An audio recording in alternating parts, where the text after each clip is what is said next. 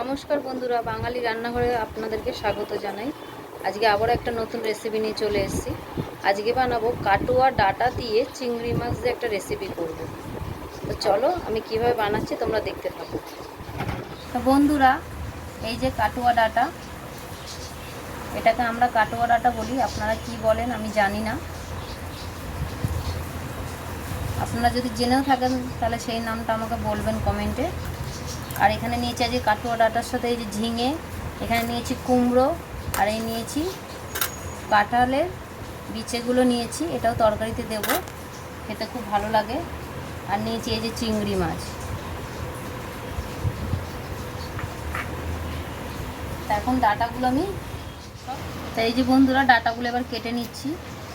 এই ডাটাগুলো কিন্তু খুব সুন্দর নরম, একদম খেতে খুব ভালো লাগে।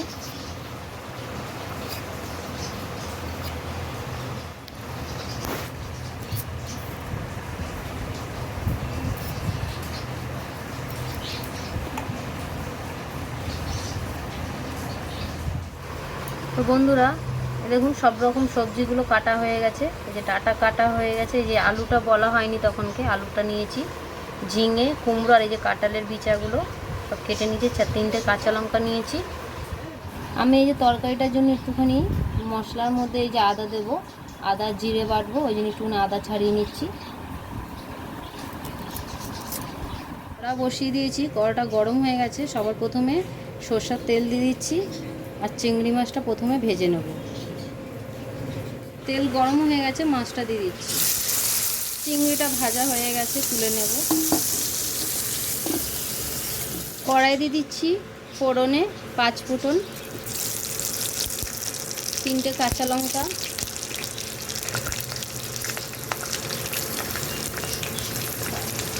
দিয়ে দিচ্ছি আলু,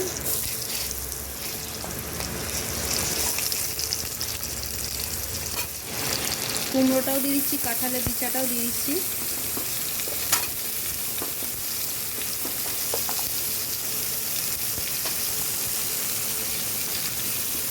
ঝিঙেটা পরে দেবো।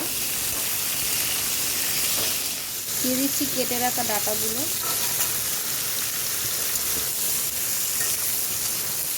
সবজির মধ্যে নুনটা আমি এখনই দিয়ে দেবো, যাতে ভালো করে নুনগুলো ডাটার মধ্যে ঢোকে, নাহলে খেতে ভালো লাগবে না। এবার শিলে মশলা বেটে নেবো। এই যে আদা নিয়েছি, আর নিচে 2 চামচ মতন গোটা জিরে, এটা বেটে নেব।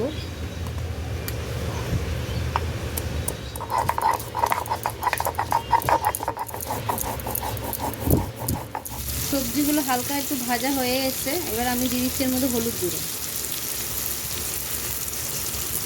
আর দিয়ে দেবো সামান্য লঙ্কার গুঁড়ো, দিয়ে একটুখানি ভালো করে মিশিয়ে দেবো। এবারে বেটে রাখা আদা জিরেটা দিয়ে দেবো। মশলাটা দিয়ে ভালো করে কষিয়ে নিতে হবে। মশলাটা দিয়ে কিছুক্ষণ নাড়িয়ে নিয়েছি, এবার আমি দিয়ে দেবো কেটে রাখা ঝিঙেটা।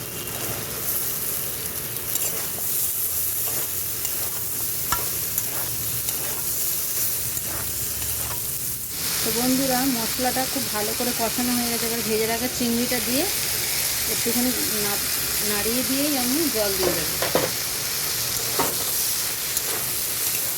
এবারে দিয়ে দিচ্ছি জলটা।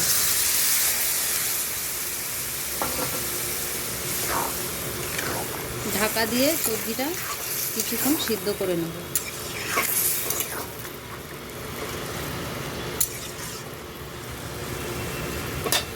ঢাকা দিয়ে দিচ্ছি।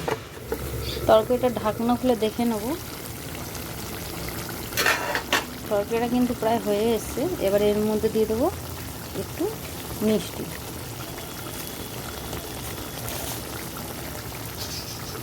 এই যে একটু চিনি দিয়ে দিলাম।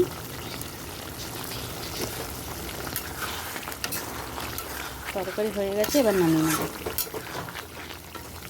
তো বন্ধুরা এই কাটুয়া ডাটার তরকারিটা কীরকমভাবে বানালাম আপনারা দেখলেন। বানানো কিন্তু খুব সহজ, আপনারাও এরকমভাবে বাড়িতে বানাবেন। আর যদি কাটুয়া ডাটার তরকারির রেসিপিটা আপনাদের ভালো লেগে থাকে তাহলে অবশ্যই কিন্তু লাইক করবেন, শেয়ার করবেন, কমেন্ট করবেন আর সাবস্ক্রাইব করবেন। নমস্কার।